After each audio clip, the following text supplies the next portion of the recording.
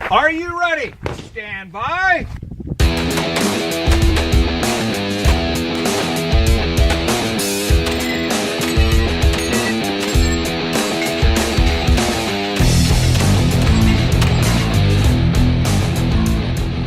Hey everyone, and welcome to the 3 Gun Show, brought to you by Armalite. I'm your host, Dave Hartman, and this week we do a special match recon of the 2017 3 Gun Nation Midwest Regional Pro Series match with 3-gunner Vortex Optics customer care specialist and friend of the show, Adam Maxwell.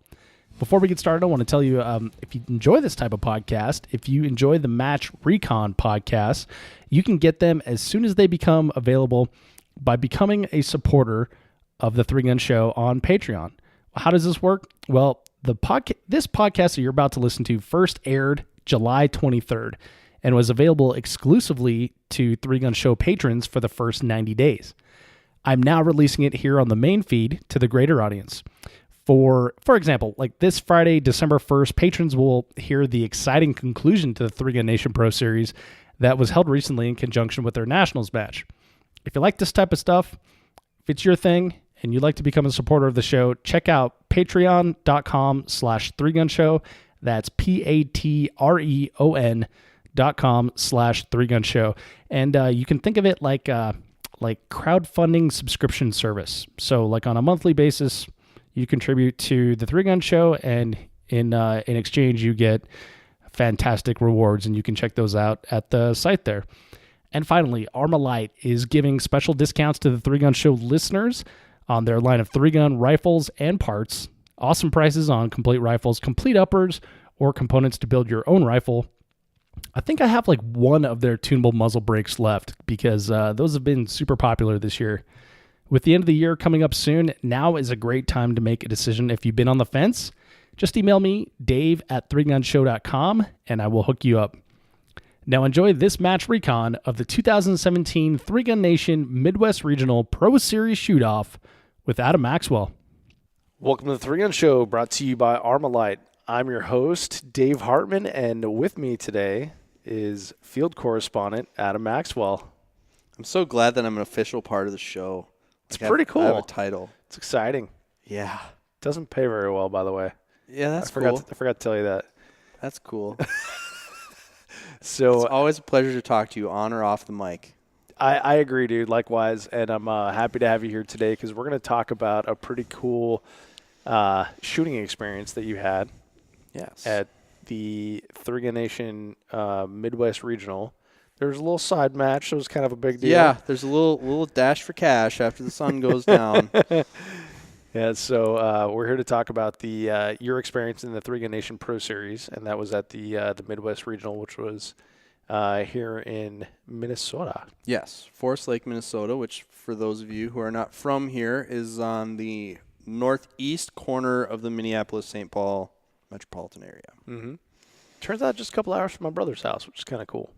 Yeah, so which means you're going to visit more often, right? Well, I'm rarely at his house, but yes. Right. It means I'll get to see my brother more often as I'm on my way to this range. Right, because 3-gun happens in places other than Texas. Yeah.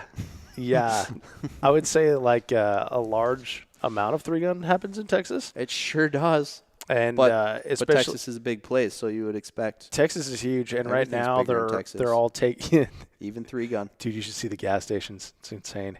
They're right now they're taking shelter because it's too hot to be outside. I don't understand what that means, dude. Like they tried to explain it to me, but it's like, no, you just drink water. It's fine. Yeah. Like here, we don't shoot in the winter because it's cold and our fingers don't work. Right? Like your nerves stop working. Right. Well, so that's a good point. When you're hot, Adam, you just sweat. You know, you and I talked about this before. How there is a dry fire culture up here in the north. Yes. And there's not a dry fire culture in Texas by any means. Yes. Most people are like, why would I dry fire when I can just walk out on the back porch and shoot from there? At least it's tough to come back on that. Yeah. Yeah. Well, and I say most people. Until you tell them it's negative 21 Fahrenheit outside. So they don't understand what that means. Why do they not have a dry fire culture in the summertime then when they're not out shooting? I don't know. Can they just like do it at 5 o'clock when they come home from work then? Dry fire? No, shoot. Don't they just wait till it gets cooler outside? It doesn't get cooler. What? Yeah. It's still like 127 degrees when the sun goes down? Well, so I left like 2 weeks ago, and it was nice. But before that, it would be like 96 during the day and then like 80 at night. Mm-hmm. And granted, that's 16 degrees cooler, but it's still humid and hot. And now it's dark. True. So anytime the sun's out, it's hot. And you can't shoot. You can shoot. Oh. They just don't. That's what I don't understand. But then again, like people in Minnesota don't go outside in the winter, but I still do. So It's true. So we're getting way off topic here. But we are. I had a buddy in college who's from Minnesota, and I went to school. Oh, geez. Yeah, he talked like that too. It was great. I went to school in Colorado State, Fort Collins, Colorado, and it'd be a couple inches of snow on the ground and cold as heck, and people are all bundled up and everything. And Dave's walking to class in shorts and flip-flops. We had a guy like that too. Yeah. Yeah, Every guy? No, I went to University of Wisconsin River Falls, and we had a guy who wore shorts 365 days a year because he was, how do I put this politely, as wide as he was tall. But yeah, he did it every day, 20 below, which only really happens about like 5 days a year, people, so calm down. Yeah. But he did it every day. Interesting. Shorts. Fun fact, 86 degrees currently in Texas where I lived. Also here. Well, no, it's a little cooler than that here. It's we're sitting here in sweatshirts. It's actually cold. Yeah. All right, so this is the longest preamble we've ever had to the show where we didn't actually talk about shooting. Do you want to just start again? Nah. I'm a one-take guy. Keeper. Yeah. This is good. People love this stuff. All right, man. So let's talk about the match you shot. Let's talk about the Pro Series. So 2017 Three Gun Nation Pro match, right? And when was it held? My match was held. It's complicated because if you were to talk about the series, because the series happens a few different times. So the event that you shot, event 3? Yeah, event 3 happened on April 4th.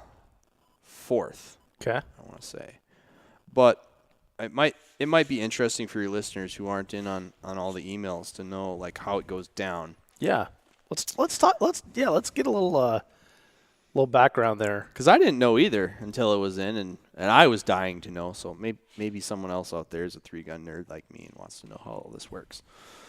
So the Pro Series changed, as it does almost every year. 64 degrees here, by the way. Oh, it's perfect. It is. It's perfect. All right, so the Pro Series changes here. Pro Series changed from 16 to 17. For 15 and 16, you had to travel to VIR or Tulsa, to attend the match. They set the stages up, and they left them. They were exactly the same. And they set various dates where you would appear, and that was your match. So, for example, when I qualified in 16, I got an email. I got in as an alternate, so I don't know how they picked before then. But I basically got an email from Chad one day. It's a day. It's one of those kind of like where were you on 9/11? Like one of those days you'll never forget. I will remember where I was when I opened the email from Chad Adams saying, "Hey, we got a slot in the Pro Series. Do you want it?" Yeah. But basically, they tell you that you need to appear on such and such a day, and that's going to be your pro match. So before, you had to travel to, in my case, VIR in Virginia on a day. That, for me, last year, it was Memorial Day weekend, or the week preceding Memorial Day weekend. And then they film it at night, They do the stages. You see the show. But that was the deal. You had to appear on such and such a day, and be at that location. Mm-hmm. So if you live in the Southeast, it's not that big of a deal. Mm-hmm. If you live in Oregon State, it's kind of a lot of traveling. Yeah, and my understanding is VIR, Virginia, in general, doesn't have like a very good airport access to that range. I have never flown there, but yes, I believe that to be true. It would not surprise me. It's not even particularly accessible by highway. No, really. You gotta go in and out of 17 different states. Yeah, the last mile to get there. Yeah, so I think with some of your other guests, it's been illustrated kind of some of the sentiment around the change from the Pro Series and the Tulsa matches to the even more for TV format that 3-Gun Nation went into for 15 and 16. Mm-hmm. Part of the reason that I got in was folks didn't want to or weren't able to travel to VIR in the middle of the week. Right. Because they film on a Wednesday and a Thursday. Okay. So for a lot of the shooters you see on the show, they have professional jobs. Rick Birdsall's been on the show many times. Mm-hmm. He has a job. He has a capped number of vacation days. That's all he gets. At the time, I work retail, so and do some other stuff too. But I have a fairly flexible schedule, so if I want to go, I can go. If I move things around, but a lot of the pros have real professional jobs, and taking time off and the allocating the assets it took to travel to VIR to do that was not something they wanted to do. Mm-hmm. And so a few of them opted out, and that's how a position became open for me. So going into 17, the email comes out, and we're making some changes again. I'm like, oh no, here it comes. And so they said, what we're going to do is we're going to integrate the Pro Series into the Regional Series. And the Regional Series, for those who aren't paying attention, has actually gotten to be kind of an extravaganza. Because everywhere they went this year, they had a 3-gun match. They had a side match, either a pistol or a shotgun match. Mm-hmm. And then they had the Pro Series. They were going to integrate the Pro Series into it. So the fan base, people who, are into 3-gun could watch. Because before, there's nobody. It was a camera crew and whoever came with you, Yeah.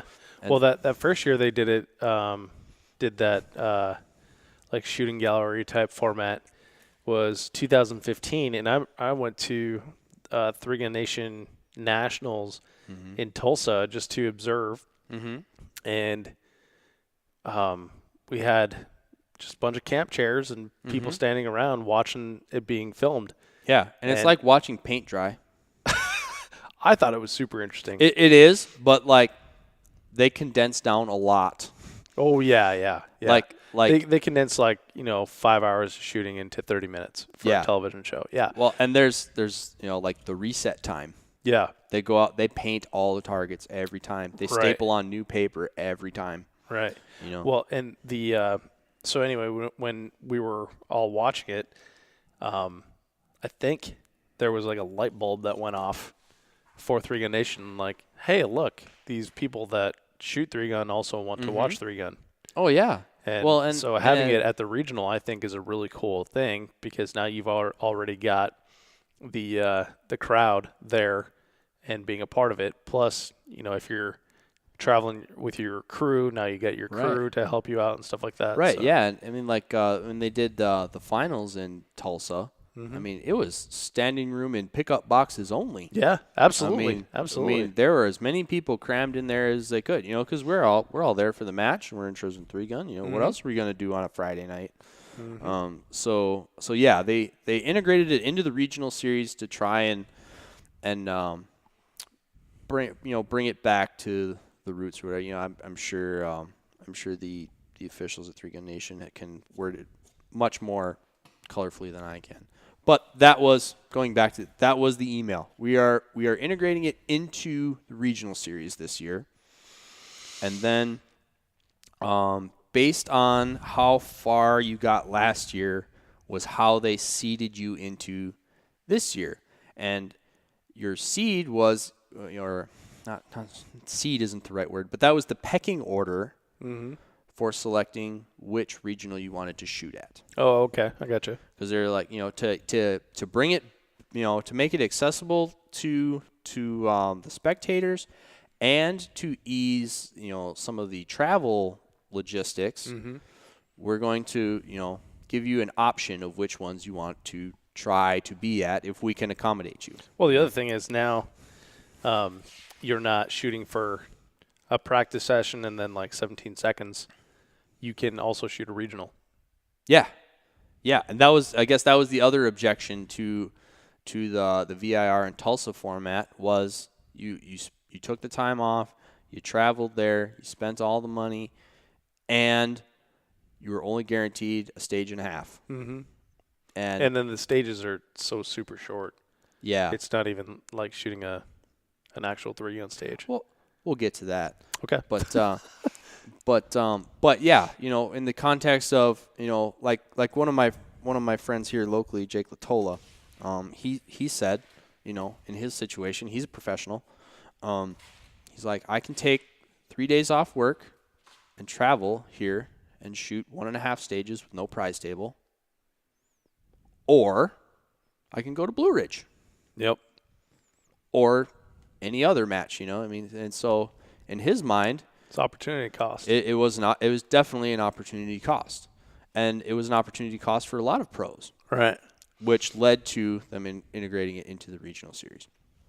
So they say in the order that you were eliminated last year, that is the preference or the pecking order you get to pick your regional. But they say give us your first and your second choice. Mine was Minnesota and Texas. Which I actually had a bit of a debate on if I really wanted to shoot at home or not. Really? Yes. Why is that? Because I don't shoot particularly well at home. We're here at the Tri-Gun, right? Right. You're about to witness it.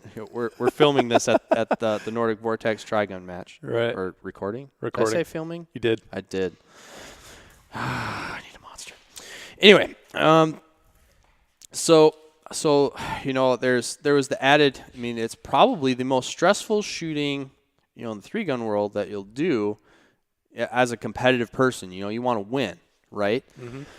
So going up against the talent that you have to go up against in the Pro Series is intimidating enough, and then to do it in front of all my family and friends on my home range, live and in person, was a bit intimidating. Yeah. And also, while I'm home here, I'm one of the match directors at this club. I was not in charge or I was not involved with the running of the 3-Gun Nation Regional, but I was the communicator. Liaison? Yeah, I was the liaison between the club and 3-Gun Nation and whatnot. So, when these emails were being exchanged, it's like, am I going to be the guy that they're coming up to ask where are the zip ties? Mm-hmm. Because we had a wall blow over. I know there's this other static that's going to be going on if I'm at home, right? Being at my home range. Whereas if I go somewhere else, it's very easy for me to be like, I'm here for one reason, and one reason only. I'm an introvert, so I can not talk to anyone and just show up and do my thing. Talk to people I know and whatnot. But there's nothing going on. I have range, hotel room, gas station, restaurant. I just got this little racetrack that I'm on, and that's all I'm here to do. No distractions. So I was worried about distractions. Interesting. So between the pressure of wanting to perform or needing to perform in front of the hometown crowd and the distractions, I did actually think for a minute about not shooting in my home range, even though I had the opportunity to. And I was planning to go to Texas anyway. Home field advantage, man. At the end of the day, when I consulted some trusted friends, that was the resounding answers. Like, dude, home field advantage, dude. I mean, it's a thing in sports for a reason. Yeah. And you know, I mean, every shot I fire in practice is fired on this range, or if not in that bay. Right. Okay, we ran through a pile of brass that I made practicing for the Pro Series. Like, they put the table on top of it. Nice. It was, so, like, I mean that bay number 4 at Forest Lake, I spend a lot of time there, probably an unhealthy amount of time there. So ultimately I did elect to shoot at home, for home field advantage, but also because I'm professionally involved in some retail sales here locally in town. I work for a gun shop. And part of my job is my expertise in the action shooting sports and 3-gun. And there are customers of ours who are not action shooters, but they find it interesting. Or they saw, episodes from last year. They saw me and they're like, "What? Wait, you were on TV doing that 3-gun stuff?" I'm like, "Oh, yeah, for a minute." But they were interested in it, from a periphery side. And people who are listening to the show or are in the Facebook groups or whatnot, those aren't any of the people that I'm talking about. These are people who have no contact with the sport whatsoever. If Adam at Arms and Arms was not shooting 3-gun, they would not know what 3-gun is. Right. And so we all have people like that in our life. Yeah. There's people that, because you want to root for people you love and people you care about, or people that, are good people, right? So, like, I'm not particularly interested in horses, but, one of the roommates I had in Texas, that's what she did every day that she wasn't working, was go and take care of these horses, and she was interested in it. So I listened to all the horse talk, which I had no clue what she was talking about half the time. And it was an opportunity for some of those people to get exposure to 3-gun. I could bring 3-gun to some new people, and I even said it on the show, and it sounded kind of cheesy, like, I did it for the fans. I don't have fans. I'm nobody from nowhere. But in the retail setting, they see me as, or they were interested in 3-gun because I was doing it, and they had a personal connection to me. Yeah. So that was an opportunity to bring it to some new people. Yeah, and we get diluted in our little world of not thinking we're anything interesting. Where, like, a B-class shooter in a gun shop is kind of a big deal. He's the best shooter. Yeah, ever. Yeah. You're hearing whistling. Yeah. Some of the things they say about ARs are funny. I want the 18-inch barrel for accuracy. Shut up. All right, so you elected home field advantage. Yep. So I did elect to shoot here. I don't know. Forest Lake Sportsman's Club. Forest Lake Sportsman's Club. It was going down. Boom. And as it turned out, all the people, with the exception of Kyle Soul, is not from the upper Midwest. But all the other guys were not that far away from home either. They're all upper Midwestern guys. Rick came from a long way away, but he's Detroit, Michigan. Rick Birdsall. Yep. Jay Carrillo is from the Chicago area, I believe. Rob Tate is from eastern Wisconsin, or he lives in eastern Wisconsin now. I think he'll always be from Virginia. Tim Yackley is from south central Wisconsin. And am I forgetting somebody? No, Kyle, and then it was me. So we were all kind of from the Midwest anyway. We're listening to things that might be gunshots. Yeah. If they're shooting the fox, I'm in big trouble. Well, that cadence doesn't. Sounds more like fireworks, doesn't it? Oh, that's probably what it is.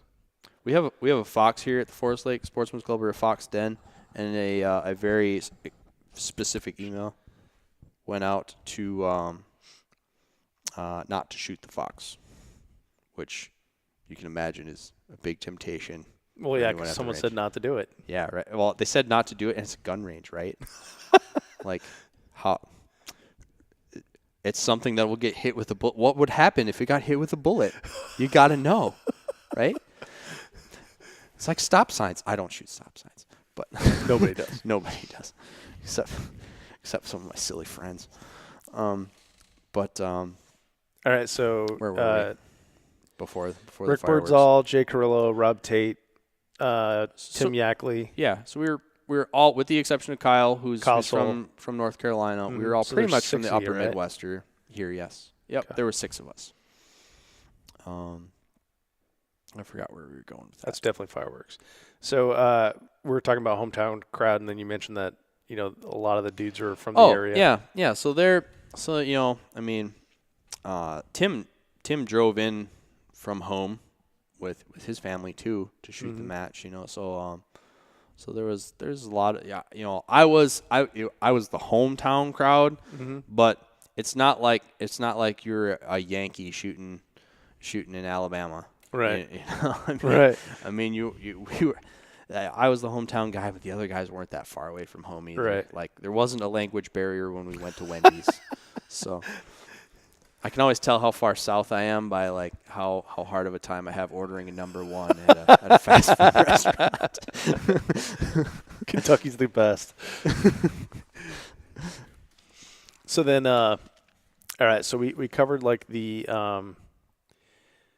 the emails and like how the selection usually happens, which is pretty much what is normally like our pre-communication part of the match recon. And so if we're going to keep this match recon-y, Yes. what was the match flavor? The match flavor, well, it tastes like a UFC fight. It does. I mean, it really follows that format. Like, so when the regional's going on, they want you all on morning squads, so that you can be shot through and available in the afternoon. Last year, they wanted you available for interviews and pictures and things like that. That was not the case this year because they were doing it live instead of post-production. Last year, they filmed it all. They took it all back to their nerd hole, and they like chopped it up in a bunch of pieces. And then they put it out in a very high-polished show for outdoor network television. This year, they were doing it live for reasons that are a whole nother discussion. But they're doing it live, so there weren't any interviews or anything like that. Right. There were no weigh-ins. Right. But you shot through, you went and had some lunch, and they said practice starts at 3, I think. I think it was 3.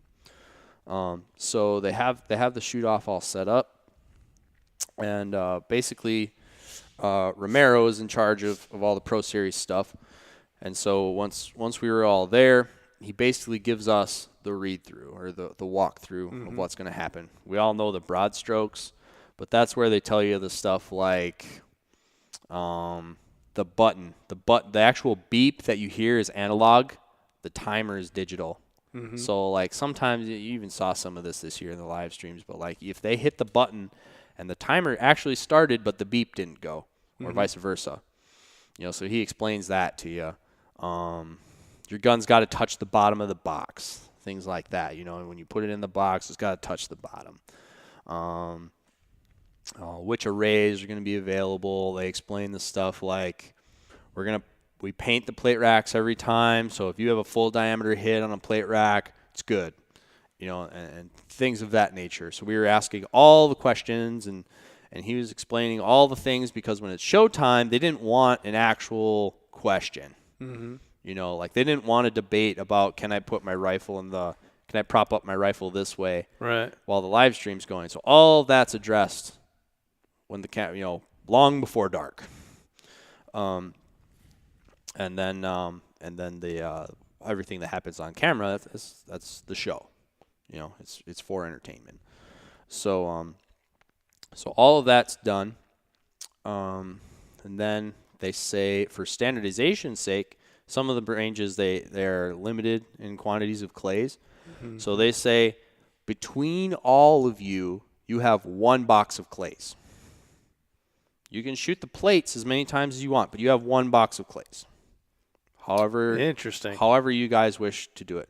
Now here, we have a plethora of clays. There's Right. like 6 pallets of them 500 yards away that we can haul in with a skid loader anytime we wanted to. Right. But he said for consistency across everybody else, even though that this match is singular, It's its own match, right? Yeah, your time and your score doesn't go against anyone else. Even if In we a got to different practice match. differently than they did in Texas or than Right. they did in Alabama or Florida, it wouldn't really change anything because we all had the same practice session. Mm-hmm. But it was important to them, and they said as much that it's like, no, this is how it is.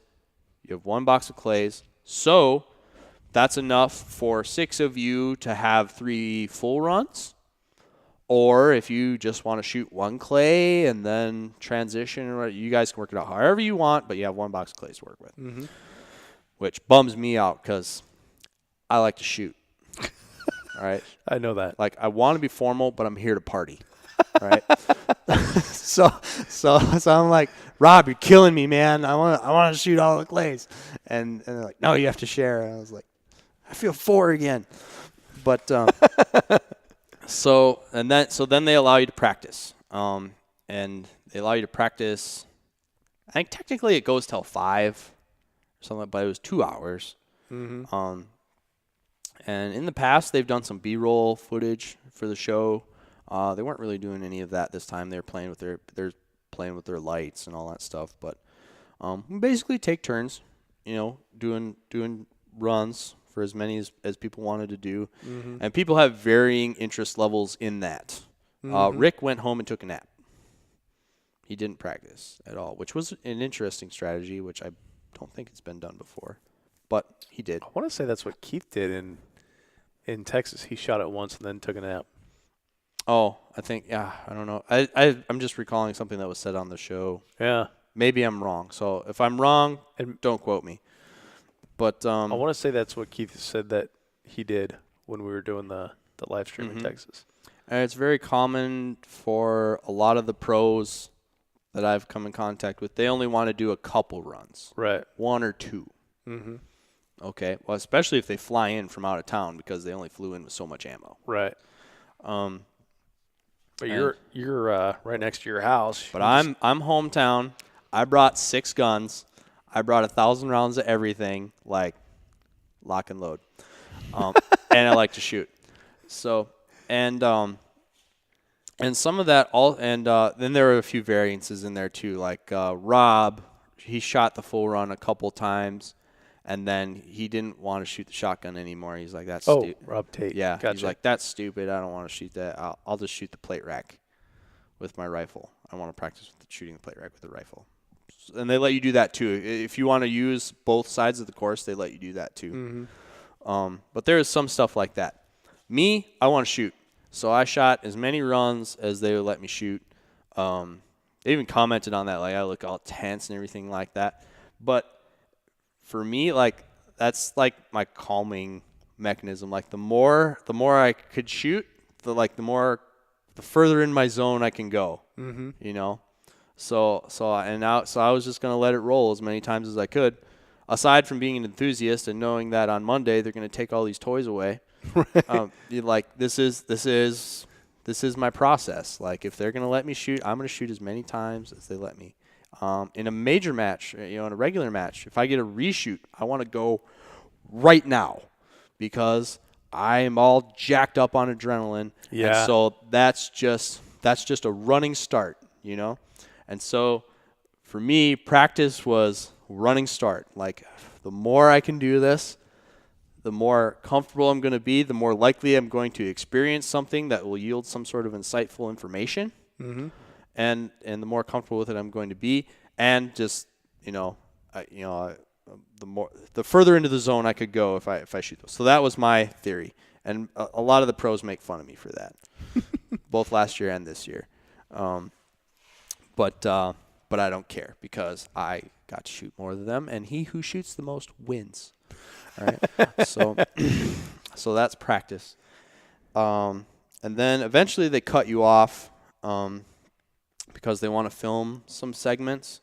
They gave each of us an opportunity to highlight a product of our choosing. Mm-hmm. And so they had us set up. They want the range in the backdrop, and they don't want you shooting and making a bunch of noise while they're trying to get good audio. Right. So they filmed 6 of those segments to inject into the show. What was the product that you chose? I chose I was shooting a pre-production sample of the Vortex UH1 Huey. Oh, yeah, that's right. Yes. So they just launched that optic at SHOT Show this year. Here we are in the middle of June, and they just shipped like some of the first batches out to consumers like a week ago. So it was being finalized. Mm-hmm. It was in final form. The one I shot was what they call a pre-production sample. It is what they're going to make, but they didn't let me keep it. Right. So did you shoot that for the pro match? yes. Okay. Yes. And that's 1X. Funny side story, maybe. And some of the other pros will make fun of me for this too, but I don't care. I wanted to shoot the Huey because I have I work very closely with Vortex Optics. That's a new product they're rolling out. I wanted to give it as much exposure as it could. It was the opportunity to be the first one to shoot it in a match. Awesome. And it would be the first opportunity to potentially win with one in a match. Right. But I also just was excited about it. I was at SHOT Show with Vortex, not as Adam Maxwell professional shooter, but as Vortex employee. I'm not an employee, but I was wearing the same shirt and I had a Vortex badge and all that stuff. And I talked for hours on end about the UH1 Huey. I wanted one. Like, I talked myself into one. I wanted one so bad. And so every couple of weeks after SHOT, I kept asking Ruben, like, hey man, when are they ready yet? Are they ready yet? Can I have one? I'll shoot one on the Pro Series if you can get me one, but I need one. I need to get sighted in, and I need one if I'm gonna do it. And it was all, and this is not unique to Vortex. Any company, when they roll out a product, it takes forever, and it's always late. I was like, I'm trying, and he was trying as hard as he could. But eventually, it just didn't materialize, So I was like, all right, going forward with the Spitfire AR optic, I'm very confident with, and I was going to shoot my limited optic, for the pro match, even though it's a tack optic event. It's a plate rack at 50 yards. I've been shooting limited / factory all season. I don't need a scope to shoot a plate rack at that distance. I was more comfortable with a 1-power optic. So I didn't feel handicapped using 1-power optic, so I was shooting factory at that match anyway, so I'm good to go. I could have easily had another rifle set up with an optic with a 1-6 if I wanted to. Right. And I might do that this fall. I haven't decided yet. But so I was going forward with the Spitfire, because that's what I had on my primary rifle. My buddy Ruben gets here to scout the match. We're driving around, looking at stages, and he mentions to me, he says, "You don't have to. In fact, I don't want you to. But for your information, in the bag next to your feet," I'm sitting in the passenger seat of this pickup. He's like, "In that bag by your feet, there is a UH1 Huey." It's like, I don't want you don't feel like you have to. He's like, I actually don't want you to, but I have one here. My next words were, we're going to need a Torx wrench before we go over to the zero bay to sight this thing in. So literally, Friday before my match. Smart. ripping the optic off my match rifle. We're putting this optic on that I have not seen in 3 months. It's not mine. I haven't practiced with it. I haven't dry fired with it. Haven't zeroed with it. We're going over to the 50-yard bay, and we're doing it live. And bold move. So we sighted it in, but it was a unique opportunity. It's kind of like the Pro Series. Yeah. I mean, you're not going to get that opportunity very many times. So only so many optics are going to come out in my career, and here's one of them. And maybe it's revolutionary. Maybe it becomes the standard by which all other holographic optics are judged. I don't know if it will, but maybe it will. And here's your opportunity to maybe be the first person to ever shoot it in a match. That's pretty cool, man. How do you say no to that? Yeah, no kidding. Some of the other guys I was shooting with would have said hell no. But I'm not smart like them. So back to the show. They asked us what product we wanted to highlight. I wanted to highlight the UH1 because I had the very unique opportunity of being the first one to use it in competition.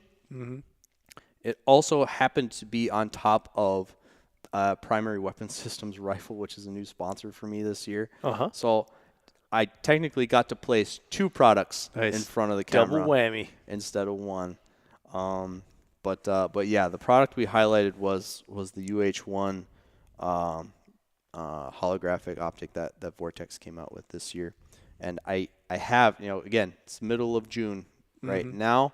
I just got my first one this week. Sweet. It's still in the box. I haven't even opened the box because we're here camping out at the Tricon. Right. But as soon as I get home, I'm taking my Spitfire off and I'm gonna play with the new toy. So all right. So you had your practice session. You did some filming for product spotlights. Yep. And then lights go down. Then you wait. Or sun goes down, lights go on. Yeah, we had to wait. You have to wait about an hour and a half. Things rarely run on time.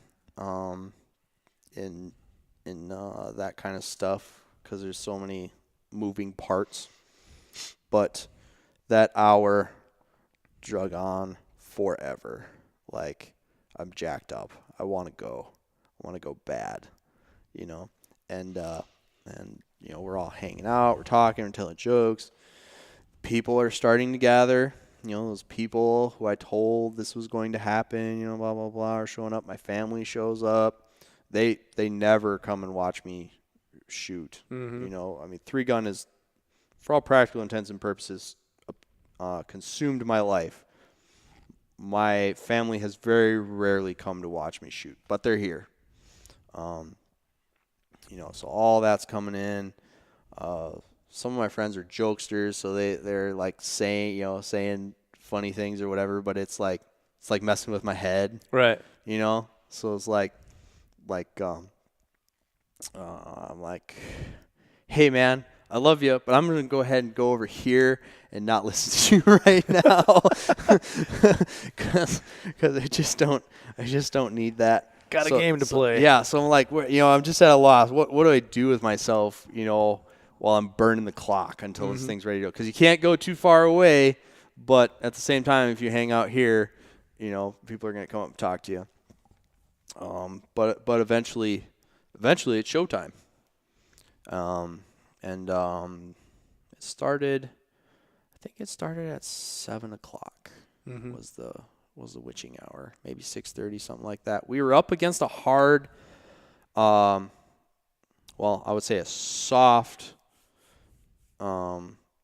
cutoff time of 9:00 at the range. We're not allowed to shoot after a certain amount of time because of our proximity to a residential area. But we got permission to, so it's not like they're going to pull the plug on the show because it was 9:01. Right. But it wasn't dark yet. But the lights are on and everything, and it was time to go. So when it's time to go, they come up, talk to us all, and our order of shooting was known. It was based on your order of seed. So I knew I was third to go. And when they do the match, everybody does one run on half the course for a time, and it's basically half of a shoot-off course, right? Yeah, it's half the shoot-off course. So it's a you start with the rifle, right? Rifle plate rack. The way it laid out on ours, we started out with the shotgun array. Okay. Transitioned into the rifle plate rack. Transitioned into the pistol plate rack, and then you hit the easy button for the time. Was the pistol? Was it actually a plate rack? No, it wasn't. Did I say Knocked plate it. rack? Yeah, you did. Is it knockdown? They were poppers? knocked down. They were knocked down plates. Plates. They were those big MGM 12 by knockdown- 12 or yeah. something. Yeah. Okay. And then the shotgun array is clay targets, and the like we said, a plate rack. Okay. Yep. So and so that was the qualifier, and then you qualify for a time. Bottom half goes into Eliminator. Top half advances to the shoot-off. No, it's top two. Bottom 4 and top 2. Okay. So top 2 advance straight to the final. Bottom 4 go to the Eliminator. The best of the bottom 4 picks which gun they're going to shoot for an array. They all shoot that array, and then the top 2 out of that advance to the final. I seeded directly into the final out of qualifying. Attaboy. I was number 1 seed, which surprised me more than Attaboy. anyone. Wow. Nice work, man. I could not believe that time stood, but then after qualifying, yeah, they did the Eliminator, and then you went into the shoot-off, and you can see what happens from there.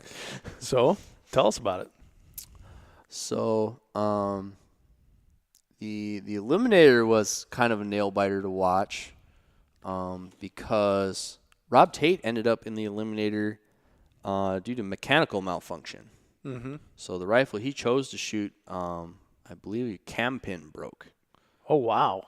Yeah. So on his qualifying run, pulls up his rifle, he gets one shot off, and his cam pin breaks. Like, what are the odds? Yeah. If in practice he would have shot one more plate rack, it would have broken yeah. practice. Crazy. It would have broken practice. He would have fixed it, and it could be a totally different story. But I'm not crazy for shooting in practice. Or maybe I am, because my gun would break, and then I could have gotten through the whole match, and my gun wouldn't have broke. But the next day in practice, it would. Yeah. So that was what was the drama was, because Rob broke his rifle, so he's fishing around for extra parts or an extra upper or whatever he had. Rick is the top seed into the qualifier, so he got to pick. Did he pick rifle? He picked rifle. What a dick. See, I'm just kidding. That's smart. Only Rick knows why he picked rifle. I think he said it's because he feels strongest with the rifle. I think it's because he's sponsored by Cobalt Kinetics, and Rob was having rifle problems. I think, yeah, I mean, it definitely makes sense. If one of your competitors is having a rifle problem, pick rifle. And Rick likes to play games. Yeah, he does. So, I mean, he absolutely does. He does. I know he does, because he was telling me to play games later. But, so that was the drama, was that, we're shooting rifle. And Rob's rifle's not working, and so they're going to shoot the rifle. I'm just glad that I'm safe from all of this. Mm-hmm. Who else was safe? Tim Yackley. Okay. Tim Yackley. So it was Kyle. It was Rob.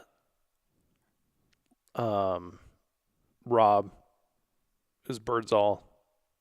Or wait, man, no, I can't remember. I know I was safe.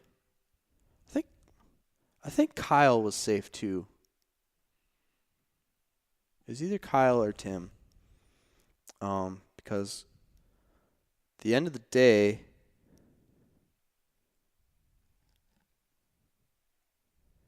yeah, I think without looking back, I think Tim qualified, and Kyle and Jay survived the the Eliminator. Okay.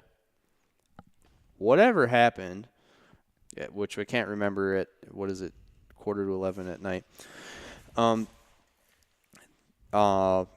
The shoot-off came down to myself versus Jay and Kyle Soule versus Tim Yackley. Okay. All right. Ultimately, Kyle won against Tim.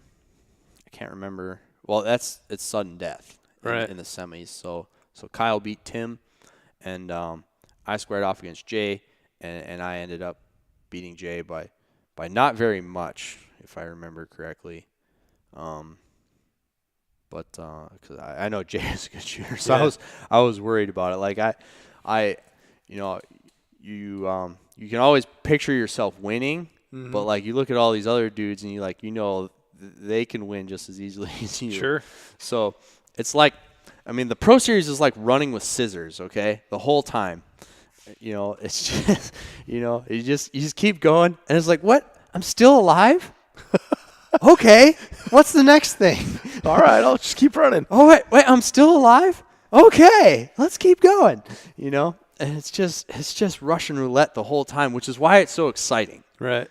For as much as people talk about the old Tulsa matches, and it's not real 3-gun and it's made for TV and blah, blah, blah, it is a freaking rush, because that is the most intense head-to-head competition you can get. You're not looking at with guns. You're not looking at practice score, contabulating numbers. All right, no, it's like it's real. Like you're shooting against a human, rather than shooting against a time. Yeah, it's like a clock. Yeah, like UFC. You're coming out and there he is. He's your buddy, and we'll be at Applebee's an hour from now. But right now we're out for blood. And so Kyle and I won to go into the final. The final is best out of 3. Mm-hmm. And it was just I was just on cloud 9. I'm like, there's no way I'm still alive. How it's well. And so once you go to the final, you are safe to advance in the series, right? Yes. So now you are guaranteed a spot in the shoot-off at Nationals. Right. And so while the Pro Series there is cash prizes associated with being in the Pro Series, I didn't think about that at all. It's for me, I shoot like nobody cares and nobody's watching. Mm-hmm. Really. But when you get in, and so I always look at it as like I have nothing to lose. You got the call, swing the bat in the majors, and I'm going to swing it as hard as I freaking can and see what happens, because it may never come again. When I'm old and the world confuses me and the kids doing community service come into the nursing home to pretend like they want to spend time with me, this is the story I'm going to tell them, all right? So my approach to the Pro Series is that way. But now you're into the final, which means you're going to Nationals, which means you really have nothing to lose. Right. So now you just go for broke. Yeah. I mean it's there's a difference in cash payout, but I don't care about the payout, Right. I want to win in front of the hometown crowd, that would be awesome. Hell yeah. So we go into the final, and I won the first one by a margin that I can't remember. Kyle won the second one, and so we're going to the third one. Wow. And this is where the karma of some kind comes into effect. Because, well, first, we square off, and my boy Sean O'Brien snaps the most awesome still picture ever taken in action shooting sports. He hit it just right. That is pretty an amazing picture. I don't even like that I'm in it. I just like the look that's on Rob's face when he's holding that air. And you guys are both posed and ready to run. Yeah, I love it. Yeah, and so when we take off, the first thing we pick up is the shotgun. Now, for those who aren't familiar with Benelli shotguns, they work on inertia. And one of the tricks you can do if you are a true ninja of the shotgun craft is you can actually rock a Benelli hard enough to cycle the action just by snapping it back and forth really fast, right? You can. What do they call that? I think they call it ninja loading. Ninja loading? Yeah, ninja, or the ninja cock. The ninja cock was the Glock pistol. Yeah, I didn't know if it was like the the same. rooster, not the other thing. Right. Or No. the mechanical action of Right. of locking the hammer to the rear. Right. You're But- cocking the gun. Yeah.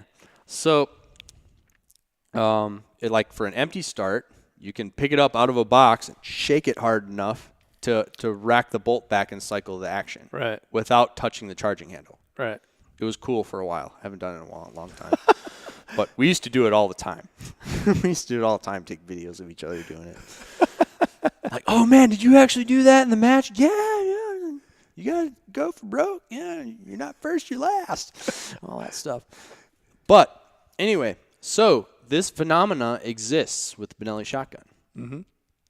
When I picked up my shotgun, when I ran to the box and I picked it up, I snatched it out of the box, I put it on the first clay, I pressed the trigger, and it clicked.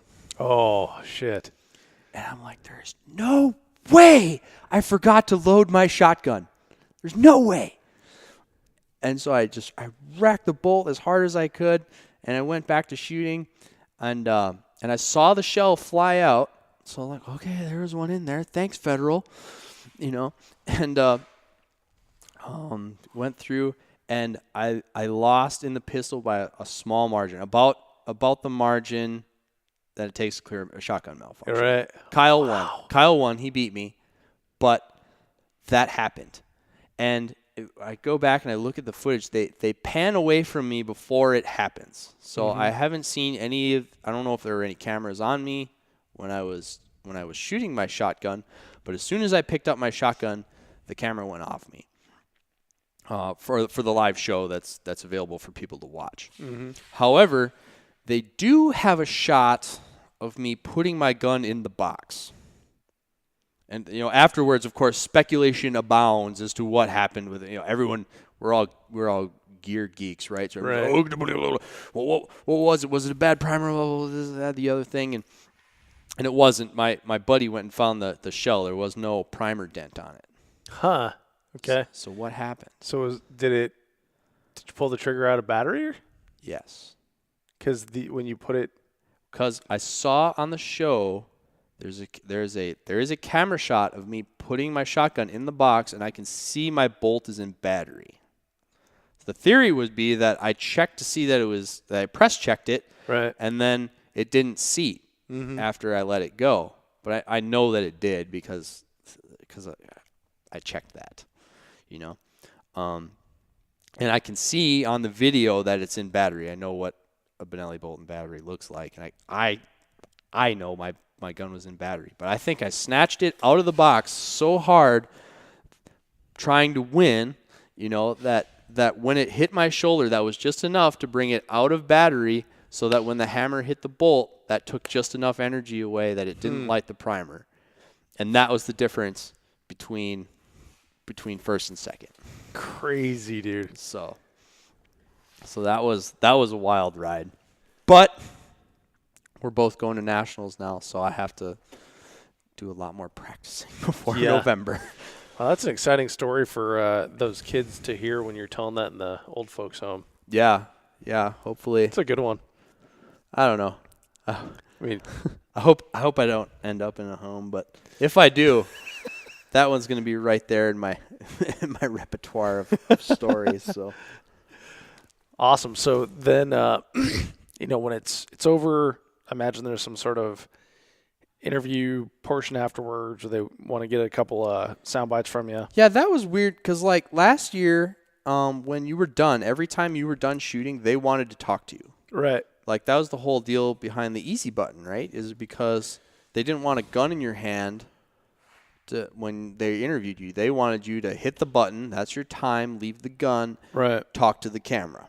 And they would ask you questions. They ask you talk for a lot longer than they actually use in the show. I said lots of awesome one-liners that they didn't use in the show. I don't know. Chad, what's that about? But He doesn't listen to this. Yeah, I know. Well, I don't know that, but wouldn't surprise me. Anyway, so I was ready because last year they were always interviewing you. Yeah. And so this year and last year it was more sterile. There was nobody else really around. They're gonna move your gun over to this box and you can take care of it. Where here they're gonna pull you away. And so I asked one of my friends who was there to like corral my guns. Mm-hmm. Like I don't want people I don't know touching my guns. Yeah, I hate that. It's like I know you. Will you do this for me, please? I'll owe you. And so he did. But that was the weird thing about this time was after you shot, they weren't interviewed. They interviewed you the first time after your qualifying run. Mm-hmm. Like, hey, that was your qualifying run. How'd it go? And you say whatever. But they weren't interviewing you after your qualifying run. So I was just like, oh, well, I'm done now. Last year I was supposed to, they like whisked you away and talked to somebody, but that didn't happen. So I was kind of confused. Well, more confused than I usually am. So kind of anticlimactic. You're like, hey. Yeah. So after it's all said and done, they didn't interview me. They went straight to Kyle and they talked to him because he won. Mm-hmm. So there you go. And his dad is in charge of the regional series. So I mean, it was a very good family story, and they were capturing that. So basically, it was hey, thanks for coming out and get some sleep. We'll see you tomorrow.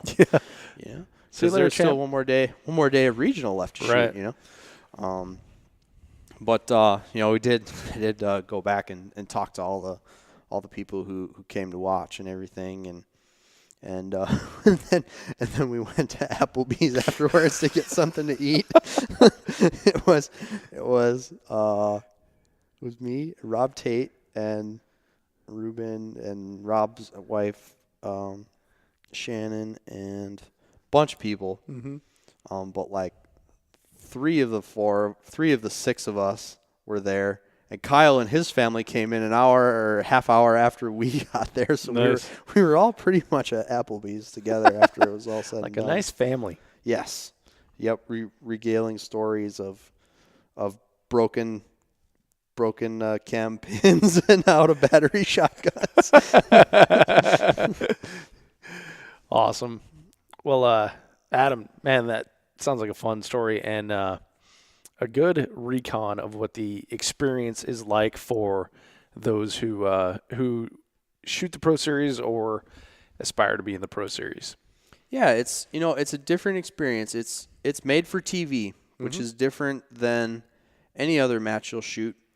But it is, I guess, to get away from my personal story and get back to the recon of it, it is a very unique matchup athletically that we don't really get anywhere else in our sport currently, with a few exceptions.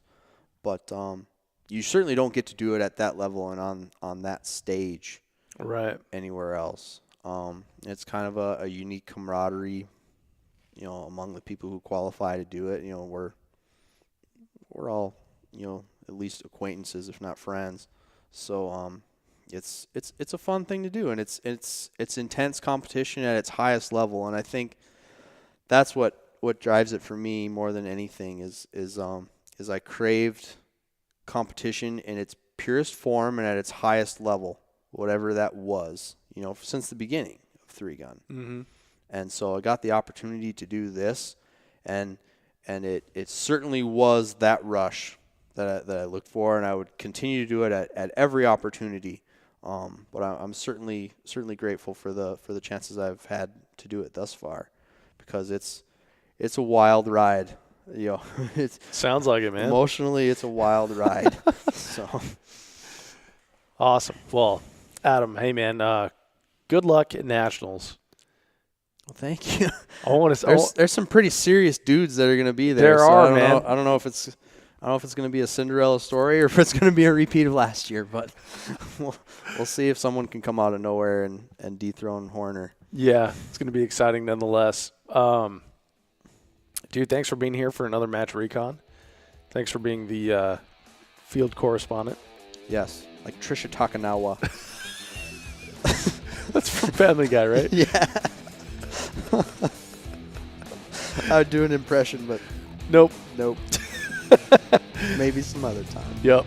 For everyone listening, show notes will be in 3gunshow.com, and we'll have links to where you can see the video of Adam in the shoot-off. Of course, the great pictures that were taken. And Kyle. Kyle was there too. He won. And Kyle. and anything else we talked about. So thank you for listening. Adam, thanks for being here, man. Thanks for having me, Dave. Always good to be on the show.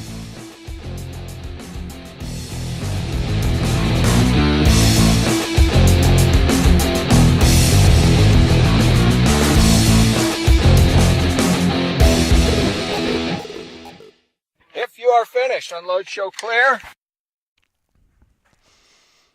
This is a stupid story, but you're talking about not moving your neck. Yeah, Adam, did I tell you I woke up this morning and I couldn't move my neck, and then I had to shoot my final stage, which I had to have a good performance on so I could beat Becky Ackley? Did you? I don't know yet. She hasn't shot it. So there's still time to Nancy Kerrigan her?